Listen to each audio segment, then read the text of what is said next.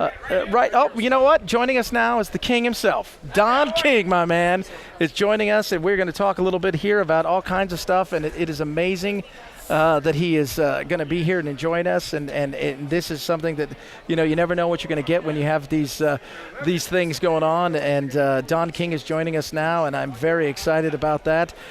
He's 84, and he's still going strong, and he's still kicking it up and having a good time, and he's got a cross.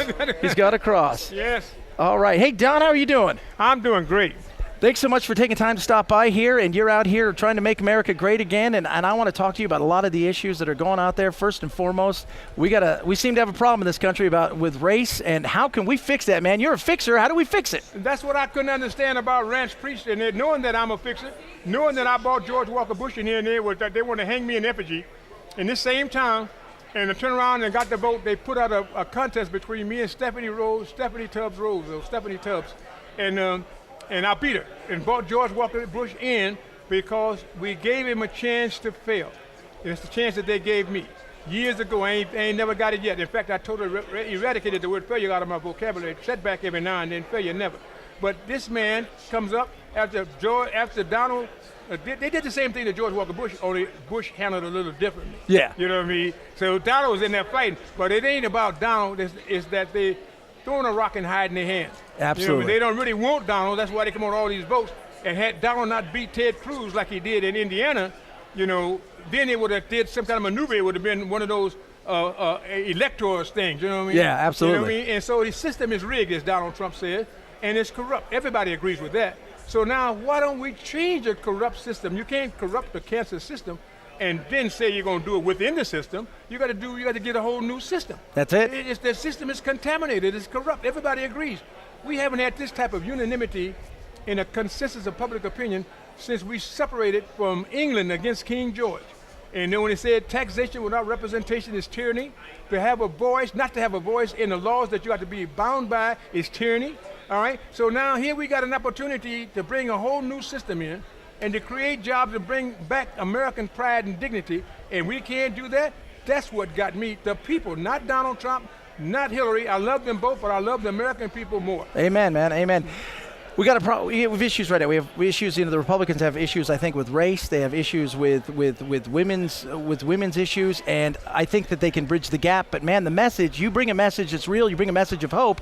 How do we convey that to them to get that message out there? Well, what we got to do is to get a guy who has the intestinal fortitude, who funded his own primary campaign and put himself in harm's way to be able to help America. So they first got to get that through their head. You got to acknowledge first that we have a problem, as you said, acknowledge what racism is, acknowledge how there's untruths and distorted truths that have been put into perpetuation that would keep us fighting each other, and to understand that as horrible as all of these tragedies would be, they all come from people believing untruths and false things.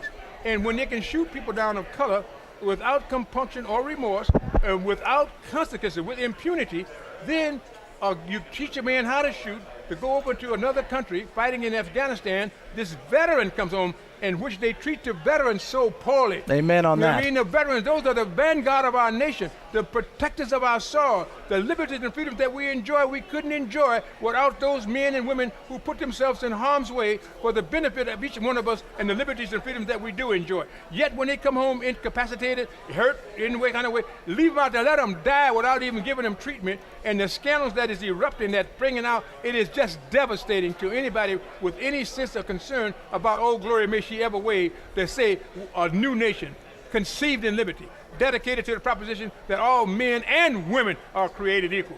One land, indivisible, with liberty and justice for all. Those are cosmic words. And in those kind of words, we got to make those words come true. And we ain't going to do it with a corrupt system that is out there that's sexist, racist, and is corrupt. And you take the politician, the lying politician, as Trump called him, and you go out and send them to Washington to address your grievances, and when they get in Washington, they become a part of the grievances that they would get there to address. 110% right. That's what I'm fighting. I look at this and I listen to you, and I'm thinking, this is the message that needs to be heard, and this is the message that needs to get out there. Let's get rid of the R's and the D's by our names. Let's be Americans. Let's throw this all into the wind. And no one can be proud of, man, is to be American. That say that you could be an American is one of the greatest things in the world, but around the world we have lost all respect because we are in everybody's business, and they say, why they hate America? I see this guy on Zarif, you said about how would they not hate America when America is giving force to illegal leaders, bad leaders, and bombing and killing their mothers and fathers, you know what I mean, regardless of whatever the political outcome would be, Assad in Syria, this one and that one, what the hell you going to do? What do you think they're going to do? You know what I mean? So, but what everybody agrees is, what we are unchallenged is in hypocrisy. They now that like the Indians used to say, the white eyes, don't let them bleed the white eyes, no treaty, the white eyes don't keep it word. It's around the world now. You know, our word is mud, disrepute, disrespect, unbelievable. And that's what I want to change, because I'm out there, I'm ambassador of a goodwill for America all around the world. Because I don't care where it is, I take that American flag, whether they like it or dislike it, and I go out and I stand my ground. If they can give me something that repudiate what I'm saying, if they're right, I'm going to agree. If they're wrong, I'm going to disagree. But I ain't going to give up my country, right or wrong. It's still my country, so I got to come back and fight for my country to be right. Don't be wrong. You know what I mean? And that white woman, they didn't never give her a right. Ever since this country began, she stood by that man. She went out to plow them fields. She even went into the service. She nursed him like Florence Nightingale, but they never gave her a right. And so I started reading about Elizabeth Cady Stanton, Susan B. Anthony. And Elizabeth Cady Stanton says, all this prejudice about color that are making such an uproar, they are just as strong against sex. She said, and it's caused by the same cause and the multifaceted places. So what you got to understand is, Susan B. Anthony comes behind and say, man's rights and no more. Women's rights and no less. You know what I mean? They're all fighting, you know. And then this lady from Ernestine Rose, she comes up and says they treat me like an article of merchandise. From father, husband, or whatever it would be. A man, they got to get in, they pass me around like I'm a merchandise. You know what I mean? So I never get the individual rights. So I'm fighting for that white woman's rights, and then people of color's rights. I make that distinction because 50% of the population during the system, it was white women, you know what I mean? And the blacks were slaves. And the black frees would turn into slavery. They could get them and scoop them up, sell them in the state because they had identifiable mark, black. So therefore they could do this. So I'm fighting for this white woman to get her rights, and then that entails we can get our rights. But the free-loving men that wanted to help the woman, the one would go out there and stand up and say we should do this, which were on the floor of the United States Senate, was condemned. And then when they got out of there, they had to go out and hide them because they would kill them. If you consort with the women and consort with the people of color, we're going to treat you like a Negro. You know what I mean? And that's what they would do. Harry Burns, he's the man that got women the right to vote. All the women, they're 38 and 38. And his mother, he was a yes, guy. His mom. His mother called him, said, Harry, don't forget to put the rat in the cat. That's you it. Know what I mean? And he voted against that and said the women got to get their rights. They want to kill him. They had to hide him up in the Congress and then sneak him out in the dark. But better than being beaten up by your mom. That's right. And he said he believed in his mom, and his mom loved him, and she raised him. Harry, don't forget to put the rat in the cat. Amen. His name is he put it in there, and the women got their right to vote. That was 1916. And before, and now in 1920, they got their right to vote.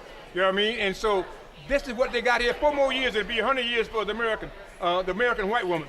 Now, the people of color, you know, shiftless, worthless, no account, heathens and savages, they gave the heathen and the savage a right to vote 50 years before they gave the white woman the right to vote. Now, what is wrong with that system of white supremacy except for the white woman? Is the white male supremacy. The white woman don't count, and she gave birth to the white male. That's crazy. It's a crazy thing, man. When Donald Trump says, let's get rid of this system, I'm appealing to all the white women and all the people of color. It can't be no worse. Donald Trump will come and Donald Trump will go. But if you get your rights and you can stand up to be able to be a qualified American, to be able to one that be raising you, and I tell them, it begins at home because she's been manipulated to work to her own self-destruction.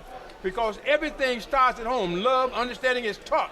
You don't inherit hatred. You don't inherit bigotry. You don't inherit discrimination. You don't inherit racism. You teach it. You teach. It all starts at home. home. So we can bring this thing to a head, stop teaching, and start teaching right.